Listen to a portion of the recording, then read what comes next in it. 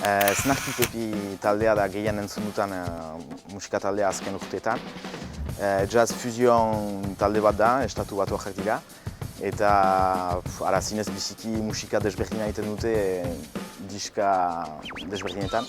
Eta kasik denak grabatzen dituzte zuzenean, publikoarekin. Eta publiko guztiak baduk asko bat belarkietan, eskirringarria da ere horren bideoa bikutatzea. Eta bai teknikoki ahigarria eta biziki melodia eta politak dituzte. Eta baituzte disko batzu, gehienak dira instrumentalak, baina gero baituzte bi diska uste dut artista desberdinekin kolaborazioan hautsean.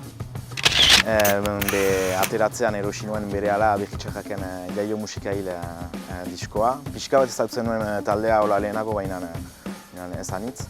Eta disko hori gehien entzun dutana gaztetan eta geroztik ere entzuten dut gutxiago, baina segitu izan nu gaztaroan. Gustuko kantu bat aukeratzekotan Pascal Irigoyen eta Kontsumo Orkestraren Irudia kantua. Anitzen zuten nuen garaian atera zutelarik diska eta geroztik Frigo taldearekin berriz hartzen dugu. Eta hainbat kontzertu egin eta gero ere ezkira sekulan akitzen kantu horrekin eta beti hainbat maite dugu.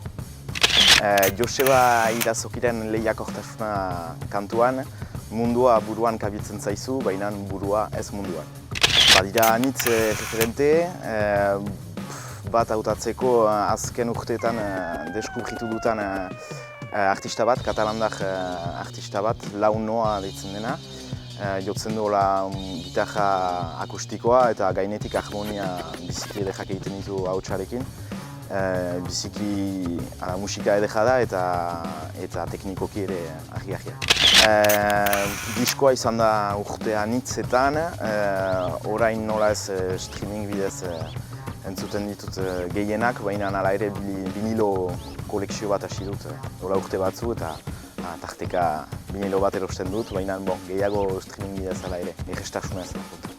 Hautatuko nuke Mutrikuko gaztetxea, bi aldiz jo ginoen Jaboloki Urekin Mutrikun, behin ondartzan eta bigarren aldian gaztetxean, eta bi aldietan jende zoragarria antolakuntzan eta bai publikoan ere, jendea ajetarekin musika entzuten, ez da beti ala, beraz azpimarratzekoa da, eta bai zinez biziki momentu honak pasaitu bat.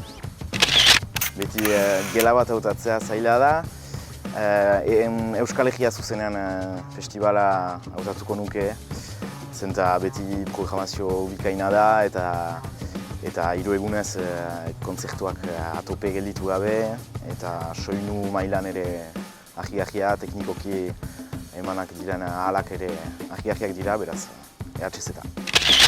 Bai, eta kontzertu oberena uste dut Portisheden kontzertua izan zela Parisen, jokan zen festivalean, 2014an uste dut.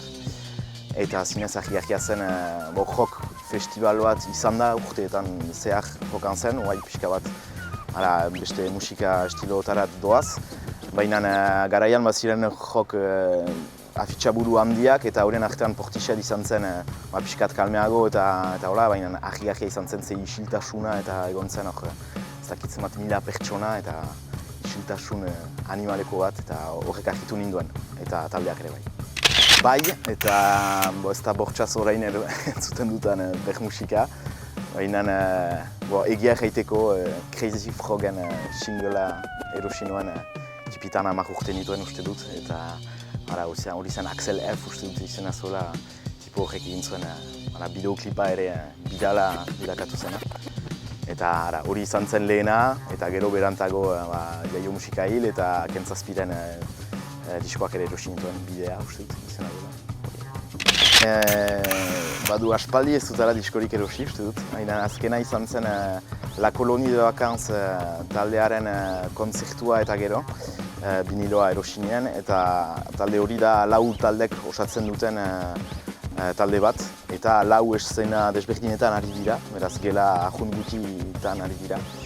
Baina 4 eszena desberdin eta publikoa erdian, beraz pixkat zentzu guzietara begiratzen. Beraz erosi nien biniloa, baina bortxaz biniloa entzuten ez du bat ere kontzertua horrezkatzen. Beraz, bai, kontseilatzen dut gehiago kontzertuetara joitea.